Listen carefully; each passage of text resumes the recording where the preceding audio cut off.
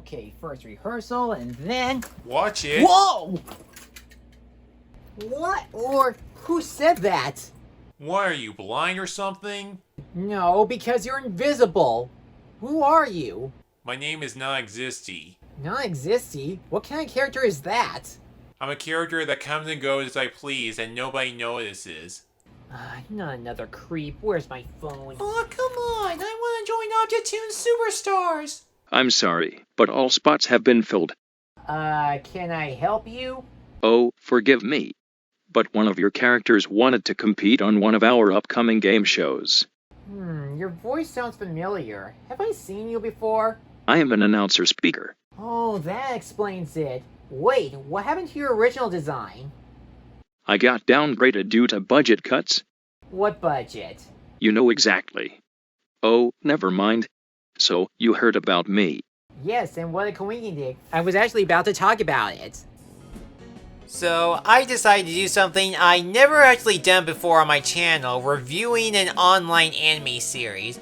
A while ago, I discovered a series on YouTube I'd never heard of before. The series in question is called Battle for Dream Island, and it does have a history on being a recognizable channel. It was made in the 2010 decade by Michael and Carrie Huang, and they added the series to their official channel, Jack and Jellify. They were obviously inspired from the popular anime series Total Drama Island, so they decided to create their own. Not a fan-made TD season, but an original anime game show starring inanimate objects. To this day, the series received a huge following with its official channel up to more than 790,000 subscribers. It even got its own character guide published by Scholastic. But the biggest significance is that it inspired others to create their own object shows, forming the Object Show community, where some follow the same BFDI vein, but make some original object characters, different challenges, animation styles, and have a winner receive a different prize like $1 million, anything they wish for, and even phenomenal cosmic power! At first, I wasn't sure if I should do this, but the more that I think about it, there have been some original anime content that has left a huge impact, and some of which were able to be greenlighted as an official distributing series. Now, before you guys get any idea on me reviewing some other online videos, including some of your own, I'm not doing that. I don't consider myself a teacher that much. So just like the show, there will be some rules on me reviewing some online videos or projects. It must be animated or mostly animated. It's gotta be original, no fan-made based off an existing property. It must be a completed anime project or series. Incomplete work will not be reviewed. And the video must be up to over 1 million views or its parent channel is up to 10,000 subscribers. Rules may be subject to change. Sure. Whatever you say, Patty. Don't call me Patty. Welcome to another episode of The Wonder Reviews. It's time to tally up my thoughts on this series. This is my first ever anime web review of Battle for Dream Island. So the whole purpose of BFDI is that 20 inanimate objects decide to compete against each other to win a paradise island called Dream Island. And much like other existing survival shows, whoever stays on the show without getting voted off will win full ownership of the island. It's no total drama since there's not much story in its first season, with maybe a few exceptions.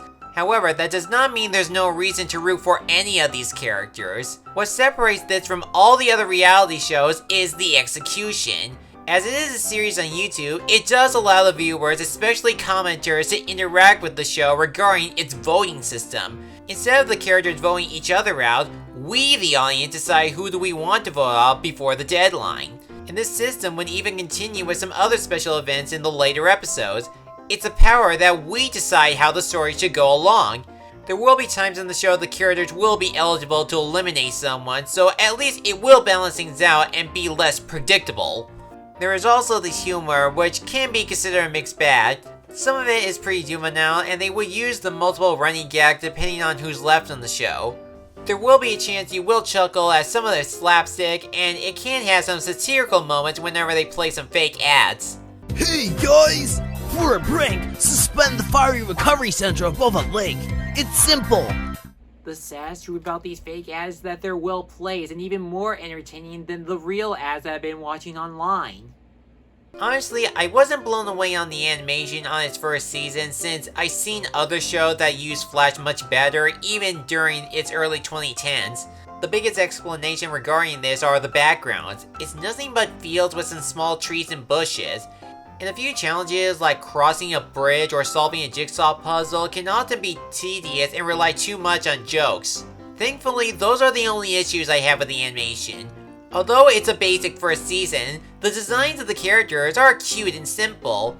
All it takes is just pick an object, give it a face and limbs, and you have a character with a personality, even if some of them are armless. With the character animation, they fully show how expressive they are. With all the slapstick, big mouths, and some of the chase scenes, it makes the movements fluent as it goes along. In addition, most of the other challenges like the races, obstacle courses, and the scoreboard challenges, they are enjoyable and well executed on their own depending on how they successfully complete them. Find a needle in a haystack and show it to the scanner to continue.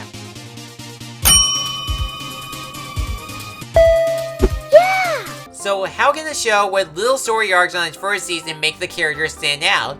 Well, give them a likable personality and trait. There are many like Rocky, Spongy, Teardrop, Blocky, Golf Ball, Ice Cube, and Needle that have their memorable moments and have distinct personas, whether they're smart, naive, or cynical. My personal favorite is Bubble. She is considered the underdog of the group because she pops easily, but she can be more than just a punching bag. There were some characters I wasn't into by their debuts like Eraser, Flower, Tennis Ball, Snowball, and Corny because I didn't remember them that much or didn't like them based on their behavior. For example, they tried to make a running joke where Fiery and Corny slap each other, but we never figure out why they hated each other from the beginning. There were even a few characters that tried to be much like the total drama characters, like Pencil and Match are the Katie and Sadie of the cast. The only characters that does have any sort of subplot are Fiery and Leafy. They're both polar opposite, but they consider themselves to be friends where one is super nice and the other is an awesome smart aleck. And now we move on to BFB or... Hold it. What about BFDIA and IDFB? But didn't you remember? Incomplete work will not be reviewed. How is this fair? The 4th season is still going, and it's currently on its 23rd episode. You're clearly breaking your own rules. So, please briefly talk about the other seasons. I guess you make a fair point. Okay, we'll call it even. Okay, the 2nd and 3rd season will not factor into my grade because they're both incomplete, but I'll give a quick review of them. Battle for Dream Island, it was okay. I like some of the new characters like Ruby, Puffball, and Book, and it did up the visual, especially Oil City, but I thought the new voting system like the like and dislike bars wasn't a good replacement. The host management was poor, and the 5th episode parts were too long. The 3rd season, IDFB, would be an interesting continuation of Season 2, but they only made one episode, and I don't know if they will eventually go back to it and fill out some of the plot holes. Okay, Mr. Speaker Rocks, now you have to return the favor by asking me a question. Why didn't they finish Seasons 2 and 3? Well, according to the channel's Q&A and tribute videos, the 2nd season was cancelled due to monetization issues, and the creators were too busy taking classes for Season 3. That must have been a lot of responsibility to take in. However, I can guarantee you will definitely like BFB. You're right, I do. Now we move on to Battle for BFDI. In this season, instead of winning Dream Island, they're trying to win a BFDI. No, I don't know what it does and why they want it, but it seems to be a must-have for everyone. And instead of the announcer speaker as the host, it's 4 and his co-host X. I'll give them credit, they are a good replacement to the old hosts. They're weird, but they're creatively weird. You'll notice in every episode they're in, their designs are continuously abstract while the objects remain simple and clean. And that's a good contrast to point out that 4 and X are definitely out of this world. It's time for the intro, 4! Fine, whatever. Also, the animation is the best I ever seen in the series. There's more life in the environment they're living in. All the challenges are awesome to watch with some great visuals. They brought back the common voting system, but using brackets and special twists to it at the second half of the series. And there's even a lot more characters to some of the characters, even the ones I didn't get into from the first season. Flower is not as bratty as she was in her debut. Woody's got a lot of bravery moments, and Corny's rivalry against Fiery is completely dropped.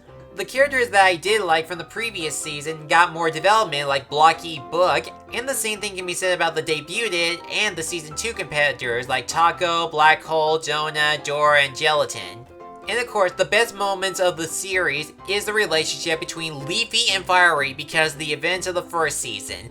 This is where the heart of the show comes in.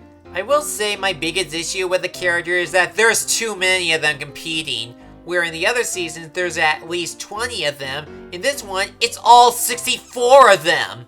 I get they want to try to fit in all of their qualifiers, but there needs to be a fair limit on who should compete. Because there's too many characters, there will be some you won't care about, and they really don't do anything to show their competitive nature, like Bracelety, Bottle, Gatey, Fiery Jr., Cake, and a few others.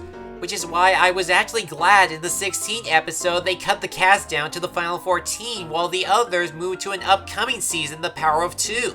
That way, it'll be easy to follow how well the competitors are playing the game. Mr. Speaker, another question. By the time I'm recording this, I haven't seen a single episode of Teapot yet. What gives? The creators wanted to take their animation and writing to the next level after what they have accomplished so far. Time's up, Mad Hatter Patrick. Please, tell me, what did you think about Battle for Dream Island as a whole? What? Already? I still feel like I have more to talk about. I think you have enough to say. You don't want to give too much away. Please give an answer. Okay then. I actually really like this series. Battle for Dream Island is the most entertaining series online. It has its enjoyable moments like fun challenges, some likable characters, and nice animation as it progresses. If you enjoy game shows like Total Drama and Survivor, then you will like this. It won't be as groundbreaking as the original series, but it certainly knows how to have fun. For my rating, I give the official first season a B. However, BFB is the best of the series so far, so I give it a B+. And by calculations, the BFDI series gets an overall B+. So, I don't get the Diploma of Destiny? No, I'm afraid not. But don't worry, I still have a prize for you for your anticipation. It's an ice cream sandwich. It's not cake. But I suppose it's a good substitute. I'm Mad Hatter Patrick, and I'm not done with these object show videos yet because I'm doing a supplement video out of them, and I need your guys' help. All you have to do is vote in the comment using the letter and square bracket and decide which of the 3 topics you want me to talk about. You can pick A, a BFV blog, B, a review on Inanimate Insanity, or C, a top list of all the original BFDI contestants.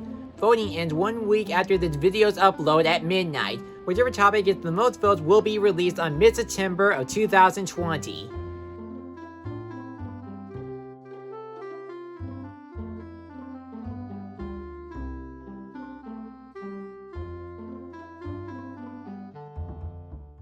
Well, I better make another review before the object video. What should I... Excuse me? Seriously, dude, I think you need new glasses. Get out of my house, non-existy!